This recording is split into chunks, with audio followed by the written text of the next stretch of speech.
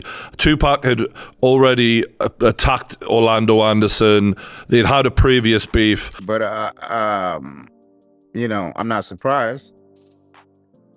You know, we all know who he is and how he get down, so that don't surprise me.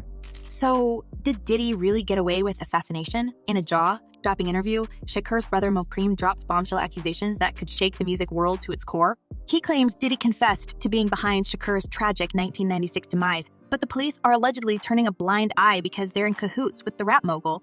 And there was no, you know, like, Mopreme's explosive revelations suggest that the Las Vegas Police Department needs to reopen the investigation, pointing fingers at Diddy and suggesting there's much more to the story. Is this the scandal that finally brings justice for Shakur, or just another twist in a decades-long mystery? Stay tuned to uncover the shocking details Mopreme has exposed and decide for yourself if Diddy should be behind bars. Talk about it, man. So you feel like it was bigger than Orlando shooting Pac. You feel like it's more to the story. You don't think it was that simple? I feel like it's been... Diving deeper into the night, Shakur was assassinated. The details paint a grim picture of a planned and ruthless execution. September 7, 1996 was meant to be a night of celebration following Mike Tyson's first round knockout victory. Yet, within hours, the night would be marred by violence that left one of the most influential rappers of all time mortally wounded. The black BMW 750 Isle, driven by Death Row Records CEO Suge Knight, was ambushed by a white Cadillac. Multiple gunshots rang out, striking Shakur 4 times. One bullet punctured his lung, ultimately leading to his demise 6 days later. For 27 years, the family of Tupac Shakur has been waiting for justice. Despite the immediate shock and subsequent mourning, questions about who orchestrated the hit on Shakur quickly arose. The infamous East Coast-West Coast rap feud between Shakur and the notorious B.I.G., spearheaded by Death Row Records and Bad Boy Records, was widely known. Amidst the heated rivalry, Diddy's name repeatedly surfaced as having a deep-rooted grudge against Shakur, stemming from personal and professional vendettas. It wasn't just industry gossip. Insiders and those close to the feud spoke of an escalating war, with both sides seemingly willing to go to any lengths to maintain their dominance. I'm mad still that motherfucker murdered my brother. First of all, that's the... Over the past year and a half, allegations against Diddy have become increasingly specific and incriminating. Dwayne "Keefy" D. Davis, a former Compton gangster, has openly accused Diddy of ordering the hit on Shakur, allegedly offering $1 million for the deed. If I wouldn't have never met him, I wouldn't have never been involved in this bull. You know what I'm saying? Keefy D's arrest has only added fuel to the fire, as he has reportedly begun cooperating with authorities, revealing details that could finally crack the case wide open. His revelations include claims that Diddy's fear of Suge Knight and the escalating feud led him to take drastic measures. All these years later, we finally find out that it was Orlando Anderson who pulled the trigger, Keefy D who gave him the gun and set it up, and P. Diddy who paid them. The once speculative connections between Diddy and Shakur's assassination are now presented with chilling clarity and detail. Keefy D's bombshell accusations include the chilling account of a conversation with Diddy. Allegedly, Diddy approached him with a proposition over a meal of pastrami sandwiches and pink champagne, expressing his desperate need to eliminate Suge Knight and Shakur. Been many people who did not believe that the murder of Tupac Shakur was important to this police department. I'm here to tell you that was simply not the case. This was not a casual request, but a calculated move driven by fear and the desire to eliminate perceived threats. Keefy D claimed that Diddy's fear was palpable and the stakes were high. Diddy allegedly paid the fee to a gangster associate named Eric Von Zip, who ultimately pocketed the money. Adding another layer to the scandal, recent raids at Diddy's properties have intensified the scrutiny. The Department of Homeland Security conducting a raid at a house in Holmby Field Hills, believed to be connected to Sean Combs. Law enforcement sources suggest these raids were not merely about his other legal troubles, but may be connected to the long, unsolved assassination of Shakur. The discovery of bullets at Keefy D's residence, now undergoing forensic testing, hints at the possibility of new evidence linking Diddy to the crime. The raids and subsequent discoveries have only deepened the mystery and fueled speculation about Diddy's involvement. That clearly there is a criminal investigation underway, and that they believe that there would be evidence of crimes in one or both of these homes. Yet, despite the mounting evidence and numerous accusations, Diddy has never been formally questioned or charged in connection to Shakur's assassination. This glaring omission raises troubling questions about the integrity and motivations of the authorities involved. Why have the police seemingly turned a blind eye? Could there be a more extensive cover-up protecting Diddy? Or are there other powerful interests at play? That's of course. There's layers upon layers. When you get into these conspiracy theories, man, they never end. They never end. There's just layers upon layers. Former FBI agent Phil Carson, who investigated the case, has suggested that the recent developments could signify a shift in the investigation's direction. He posits that Keefe D, facing the threat of life in prison, might be willing to divulge more damning information to save himself. Carson's insights underscore the high-stakes nature of the case and the potential for explosive revelations that could finally bring the truth to light. The fact that this indictment came down is a little hope, but we want justice for Pac.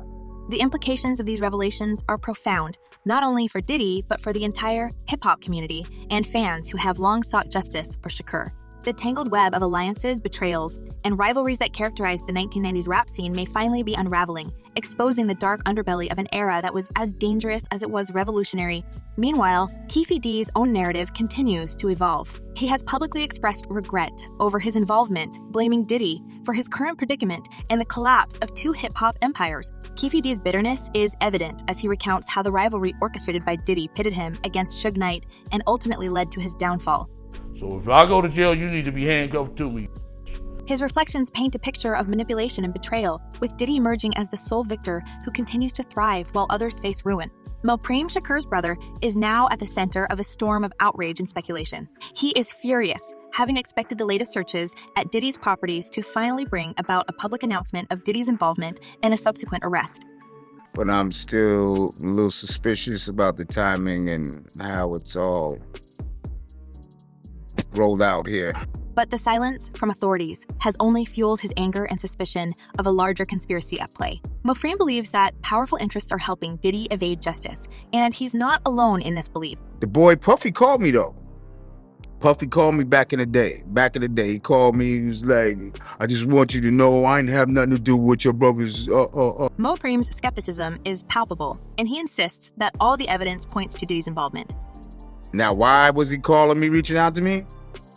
Adding another layer to the intrigue, both Mopreme and their father, Billy Garland, have pointed out that Diddy might be an informant for the federal government. This, they argue, is why he remains untouchable. Suge Knight and others within the industry echoed this sentiment, claiming that Diddy's deep connections and potential status as a federal asset have shielded him from prosecution. I ain't no cop. I ain't no lawyer. I watch Law and Order. You know what I'm saying? And the way this is going, it looks like a certain type of thing is going down. The allegations against Diddy are further complicated by claims from Shakur's father, Billy Garland, who believes the entire situation might have been a government setup. In an explosive interview, Garland suggested that the U.S. government had orchestrated Shakur's demise using figures like Keefe D and Diddy as pawns in a larger game. Well, I think the key question there is the government. Garland isn't the only one to voice such theories. Author John Potash, in his book The FBI War on Shakur and Black Leaders, argues that Death Row Records itself was an FBI front. As brilliant as Shakur was, he was manipulated by Death Row, which was funded by U.S. intelligence to promote the most negative aspects of his lyrics. Potash claims when Shakur tried to break away, they had to eliminate him. Suge Knight has also chimed in, alleging that Diddy has been an FBI informant for years. Got it. So you're saying Diddy's an FBI informant and he's been one for many years? How would they say? Nothing ever happens, but it's still, like I said, angel. The stakes continue to rise as more voices join the chorus demanding accountability. Conservative commentator Candace Owens has even supported West's old conspiracy theory about Diddy, suggesting that his alleged connections with federal agencies are the reason he remains free despite numerous allegations. Money, power, status, success, God complex, all this is happening with Diddy.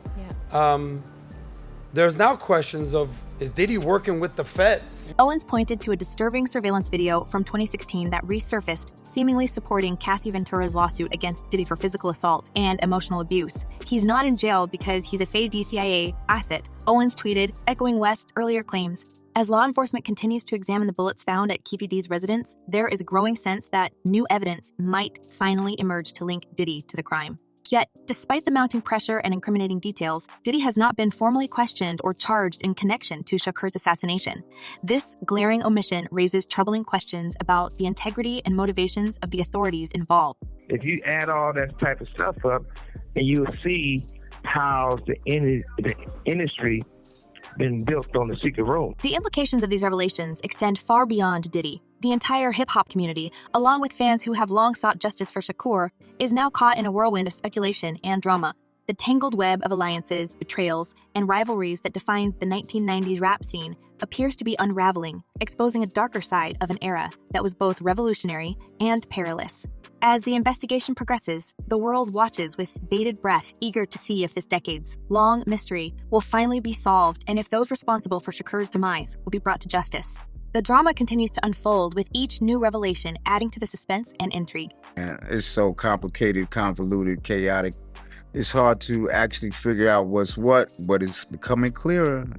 So, what do you think? Could Diddy really have played a role in Shakur's assassination? Or is Mopreme's accusation just another wild conspiracy theory? Do you believe there's a larger cover-up at play involving law enforcement and federal agencies? Let us know your thoughts in the comments below. Thanks for watching, and see you in the next video.